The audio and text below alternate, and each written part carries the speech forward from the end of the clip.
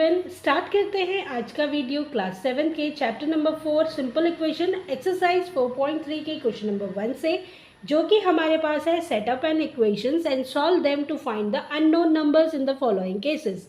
तो इन क्वेश्चंस में ये जो क्वेश्चन नंबर 1 हमारे पास है, इसमें हमें कुछ जी पार्ट तक कुछ कंडीशंस दी हुई है, उनमें हमें इक्वेशन को सेटअप करना है और फिर उन अननोन नंबर्स को जो हम सेटअप करेंगे इक्वेशंस में उनको फाइंड करना है ईच केसेस में। तो सबसे पहला केस जो हमें दिया है वो दिया है add 4 to 8 times a number you get 60। इस क्वेश्चन में बोला है कि आपको 4 को ऐड करना है 8 टाइम्स अ नंबर में और आपको क्या मिलता है, 60 मिलता है। लेकिन आपको पता नहीं है कि वो नंबर क्या है, तो वो नंबर आपको लेट करना पड़ेगा। तो let the number be x. X number हो गया। अब अकॉर्डिंग टू द क्वेश्चन या according to the case, ATQ is according to the question. अब बोला गया है कि 4 को ऐड करना है, add 4 to 8 times a number. 8 times a number मतलब उस नंबर का 8 टाइम्स में 4 को ऐड किया तो हमें 60 मिलता है। तो जो इक्वेशन सेटअप होगी वो होगी 4 + 8x = 60। तो इक्वेशन तो हमारी सेटअप हो गई। अब हमें बताना है कि जो अननोन नंबर जो हमने लेट किया है उस नंबर को भी हमें फाइंड करना है। मतलब कि जो अननोन नंबर हमने लेट किया वो था x, तो हमें x को भी फाइंड करना है। तो देखिए कैसे करेंगे। अब इस केस में हमें x की वैल्यू को फाइंड करना है, तो क्या करेंगे, सबसे पहले हम वेरिएबल वाला जो है उसको LHS में ही रहने देते हैं। जो वेरिएबल वाली टर्म है उसको LHS में ही रहने देते हैं, कांस्टेंट जो है उनको RHS में लेके चले जाते हैं। तो 4 जो है LHS में प्लस में है, RHS में आएगा तो नेगेटिव का हो जाएगा। ये हमारा दूसरा मेथड है इक्वेशंस को सॉल्व करने का।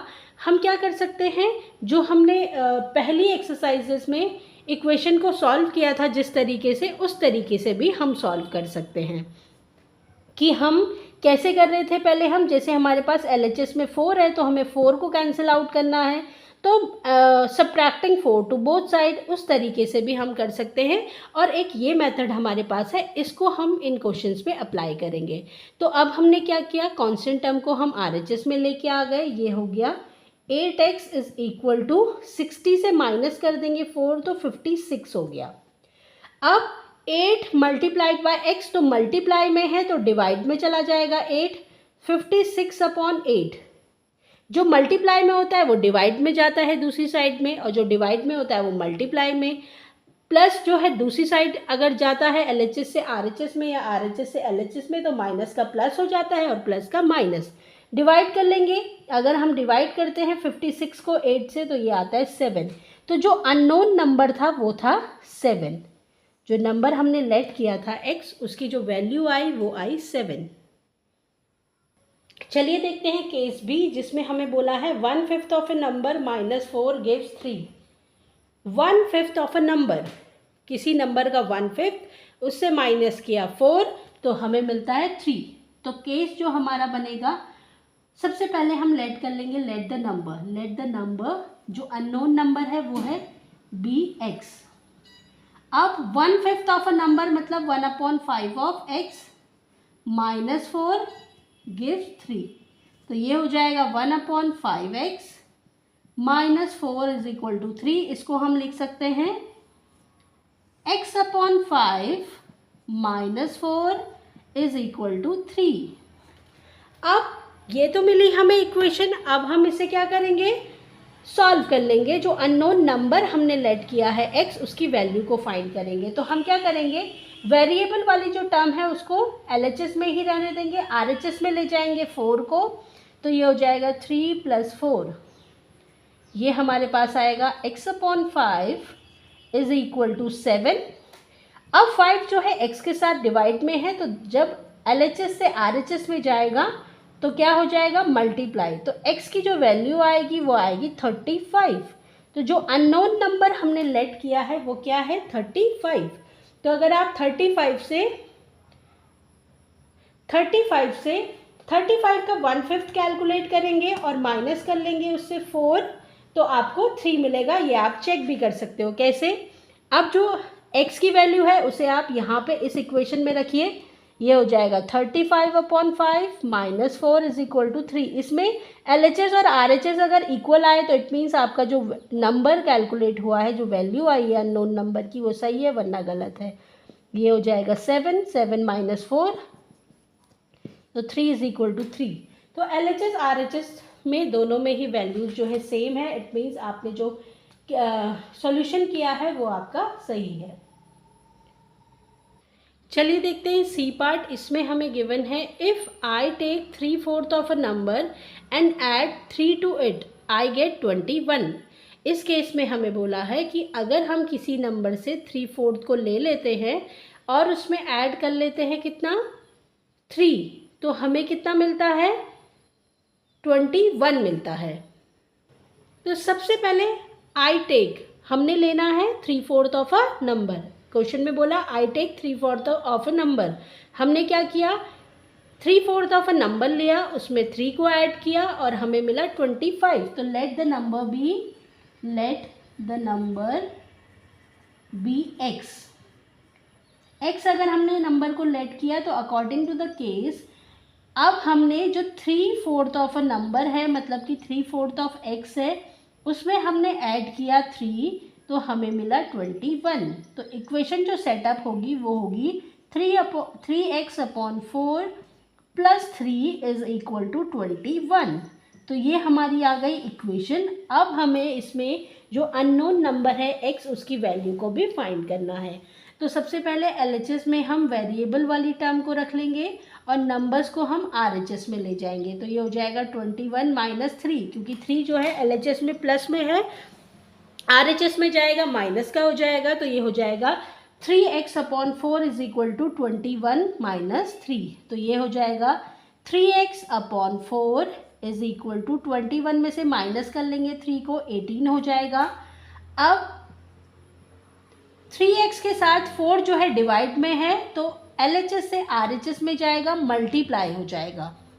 देन x की वैल्यू हमें फाइंड करनी है, तो x के साथ 3 जो है मल्टीप्लाई में है, तो LHS से RHS में जाएगा तो डिवीजन हो जाएगा। तो ये होगा 18 इंटू 4/3। 3 से रिड्यूस कर लेंगे हम किसको, 18 को, तो ये हमारे पास आएगा 6। तो x की जो वैल्यू आएगी वो आएगी 24।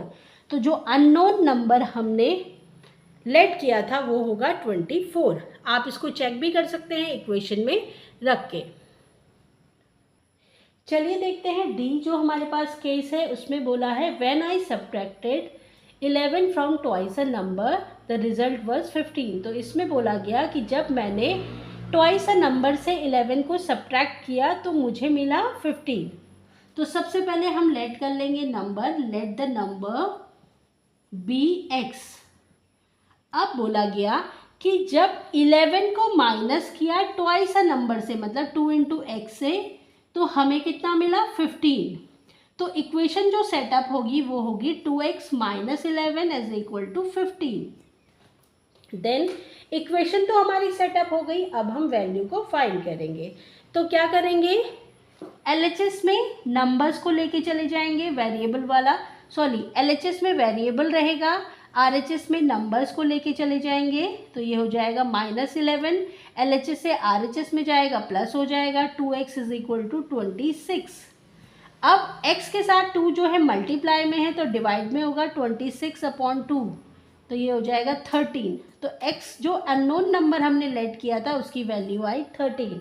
और इसको आप सेम प्रोसेस से चेक कर सकते हैं। जो इक्वेशन हमारी सेटअप हुई है उसमें आप वैल्यू को पुट कर लेंगे। LHS और RHS अगर दोनों सेम आते हैं इट मीन्स आपने वैल्यू करेक्ट फाइंड की है। चलिए देखते हैं केस ई में, जो कि हमें दिया है Munna subtracts thrice a number of notebooks he has from 50, he finds result to be 8। इस केस में हमें बोला है कि मुन्ना क्या करता है, जो नंबर ऑफ नोटबुक्स उसके पास है उसकी उन नोटबुक्स का 3 गुना जो है थ्राइस जो है 50 से माइनस करता है, सब्ट्रैक्ट करता है, और उसे जो रिजल्ट मिलता है वो मिलता है 8। तो सबसे पहले हम लेट कर लेंगे, late the number of notebooks Munna has. let the number of notebooks Munna has is equal to x। हमने माना कि मुन्ना के पास x बुक्स हैं। According to the case, according to the question में बोला गया कि मुन्ना जो है 50 से जो भी उसके पास thrice the number of books हैं उसको वो 50 से माइनस कर लेता है, एज अ रिजल्ट उसे 8 मिलता है। तो ये तो इक्वेशन हमारी सेटअप हो गई। अब हमें नंबर ऑफ नोटबुक्स को, जो अननोन क्वांटिटी है, उनको फाइंड करना है। तो सबसे पहले वेरिएबल वाली टर्म को LHS में ही रहने देंगे, नंबर्स को हम RHS में लेके चले जाएंगे। तो 8 माइनस 50 ये हमारे पास हो जाएगा -3x is equal to -40। Plus minus minus होता है, साइन बड़ी डिजिट का आएगा, माइनस से minus cancel, x is equal to 42/3 हो जाएगा। 3 जो है x के साथ मल्टीप्लाई में है, दूसरी साइड जाएगा तो डिवाइड में जाएगा, तो ये हमारे पास हो जाएगा 12। तो x जो कि हमने क्या लेट किया था, the number of notebooks Munna has. तो मुन्ना के पास कितनी नोटबुक्स है, सॉरी नॉट 12, ये हमारे पास 14 होगा। तो मुन्ना के पास कितनी नोटबुक्स हैं, 14 नोटबुक्स हैं मुन्ना के पास।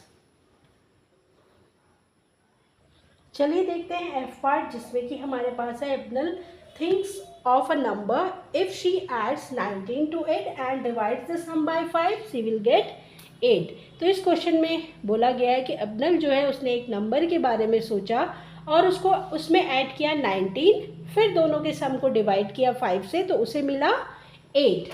तो let the number Abnal think, let the number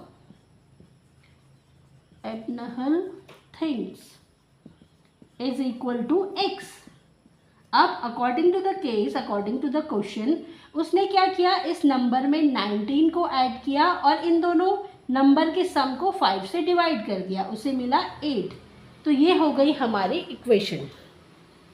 then इस इक्वेशन को सॉल्व करेंगे तो जो 5 हमारे पास है वो डिवाइड में है, इसको मल्टीप्लाई में ले जाएंगे LHS से RHS में, तो ये हो जाएगा x plus 19 is equal to 40। Then x जो है LHS में ही रहेगा, RHS में ले जाएंगे हम 19 को जब हम RHS में लेके जाएंगे तो प्लस का माइनस हो जाएगा, तो ये हो जाएगा 40 minus 19।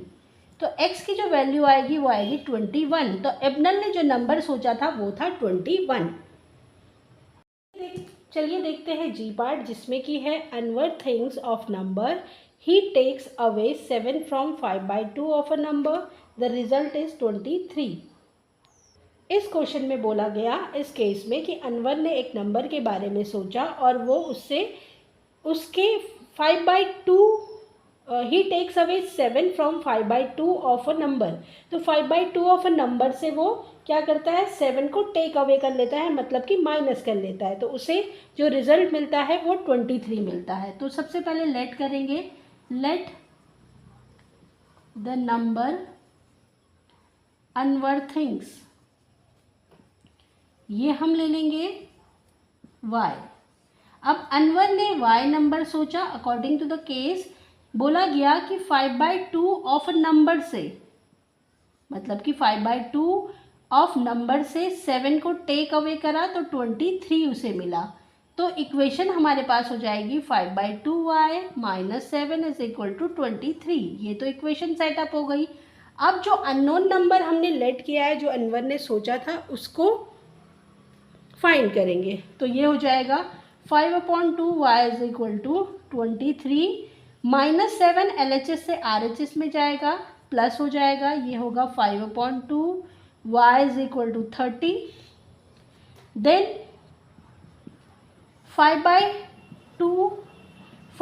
Is equal to 30 multiplied by 2, क्योंकि 2 जो है 5y के साथ डिवीजन में था, RHS में जाएगा, मल्टीप्लाई हो जाएगा, तो y is equal to 30 into 2/5। 5 जो है मल्टीप्लाई में था, डिवाइड में आया, कैंसिल आउट कर लेंगे 30 से 5 को, ये हो जाएगा y इज इक्वल टू 12। तो y की जो वैल्यू आई वो आई 12। इसका मतलब अनवर ने जो नंबर सोचा था वो नंबर था 12। आज की इस वीडियो में इतना ही। नेक्स्ट वीडियो में हम डिस्कस करेंगे क्वेश्चन नंबर 2 को।